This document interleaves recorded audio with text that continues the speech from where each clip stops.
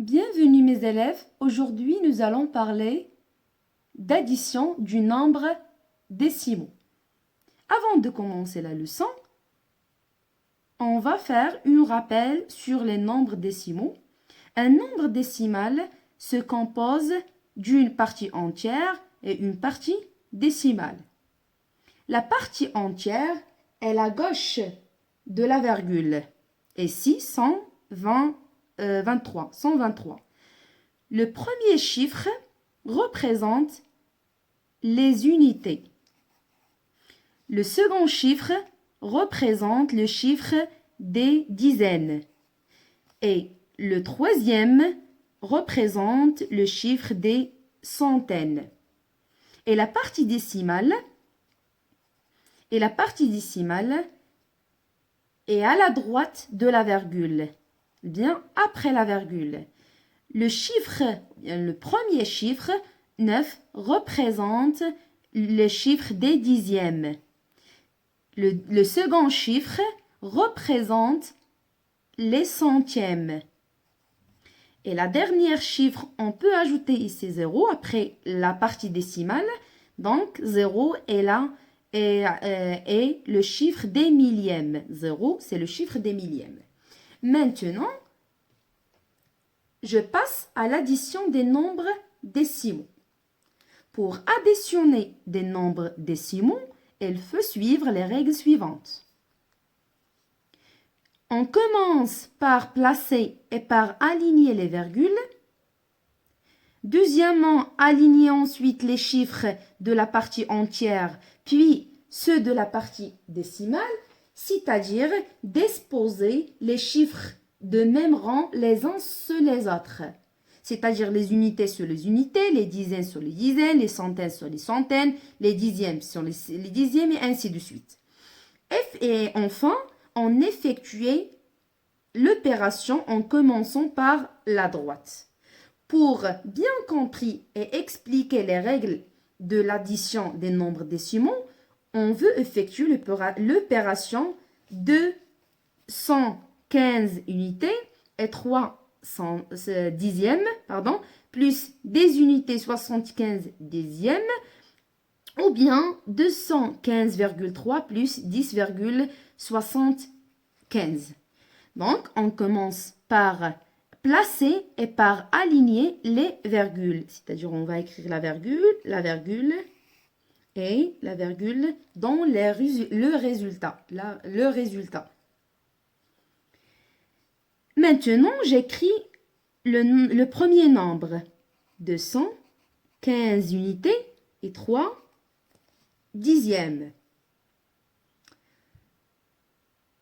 Maintenant, j'aligne les chiffres de la partie entière, puis de la partie décimale. Je commence des chiffres de la partie entière. J'écris, je veux venir poser le 0 des chiffres des unités sur 5.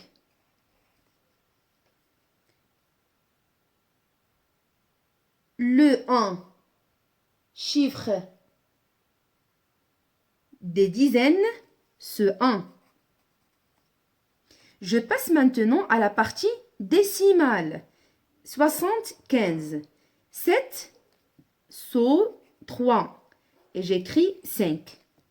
Très bien. J'écris plus. Avant de commencer l'addition, on peut ajouter 0. On peut ajouter 0 dans la partie décimale pour avoir autant de chiffres après la virgule dans tous les nombres. Donc, 0 plus 5 égale à 5. 3 plus 7, ça fait 10. Je pose 0 et je retiens 1. 1 plus 5 égale à 6, plus 0 égale à 6. 1 plus 1, 2. Et 2 plus 0 égale à 2. Donc, le résultat de 215 unités et 30 centièmes plus des unités 75 centièmes et 226 unités et 5 centièmes. Maintenant, la soustraction des nombres décimaux. Je veux appliquer les mêmes règles que tout à l'heure. Donc, pour poser une soustraction avec des nombres décimaux, j'applique les règles suivantes. Je place le nombre le plus grand au-dessus. Donc, je commence par le nombre le plus grand. J'aligne les chiffres de la partie entière, puis ceux de la partie décimale, et on n'oubliez pas d'aligner les virgules. L'étape numéro 3, j'ajoute des zéros dans la partie décimale pour avoir la même précision. Et je commence la soustraction de droite à gauche, puis, et enfin, j'utilise les paires de retenue, c'est nécessaire. Maintenant, je commence ma soustraction. Bien, avant de commencer la soustraction, je pose l'opération. Je veux effectuer l'opération 26,7 moins 15,63. Donc, j'aligne les virgules. Je commence par les virgules. Puis, j'aligne la partie, ou bien j'écris le premier nombre, qui est le nombre le plus grand, qui est égal à 26,7. Ensuite, j'aligne la partie entière. On a ici 15. J'écris le chiffre ou bien le 5 de chiffre des unités, ce 6.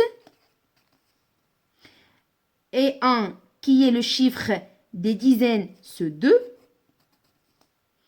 Et je passe à la partie décimale. 6, c'est le chiffre des dixièmes, donc au-dessous de 7. Et j'écris 3. Très bien. Maintenant, j'ajoute des zéros dans la partie décimale pour avoir la même précision. Donc, j'ajoute 0 ici pour avoir les mêmes nombres des chiffres après la virgule. On a maintenant 2 chiffres après la virgule et ici, et dans le nombre et le nombre numéro 2, 2 chiffres après la virgule. Donc, 26,70 moins 15,63. Je commence maintenant ma soustraction. 0 moins 3, c'est pas possible. Je pose une retenue. N'oubliez pas de mettre ma retenue au rang suivant.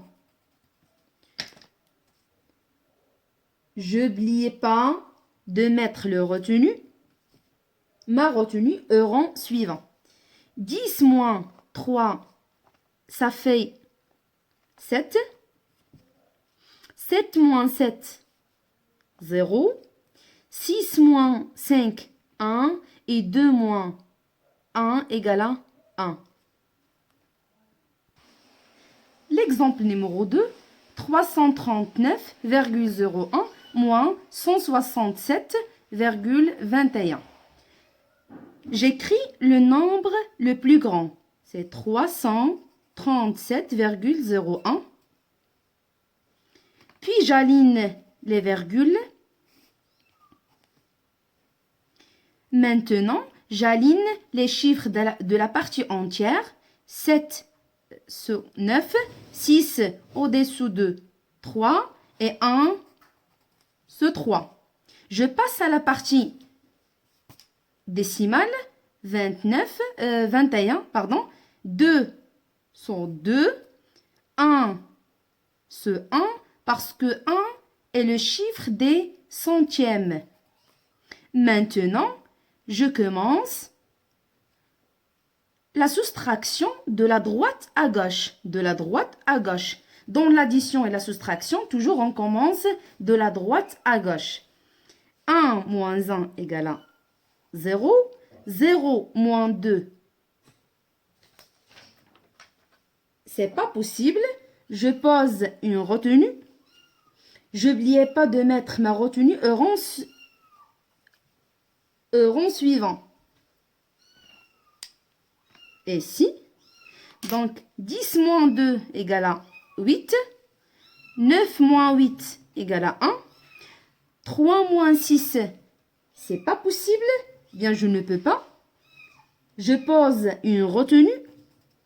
Je n'oubliez pas de mettre le retenu au rang suivant. Et ici, 13 moins 6 égale à 7. 3 moins 2 égale à 1. Le résultat est 171 unités et 80 centièmes. Dans tous les cas, addition et soustraction, on n'oublie pas d'aligner les virgules. D'aligner les chiffres en fonction de leur rang, c'est-à-dire les unités sur les unités, les dizaines sur les dizaines, les dixièmes sur les dixièmes, et ainsi de suite. On rajoute des zéros pour avoir autant de chiffres après la virgule, et ensuite, on commence les calculs par la droite. C'est-à-dire, je commence de la droite à gauche.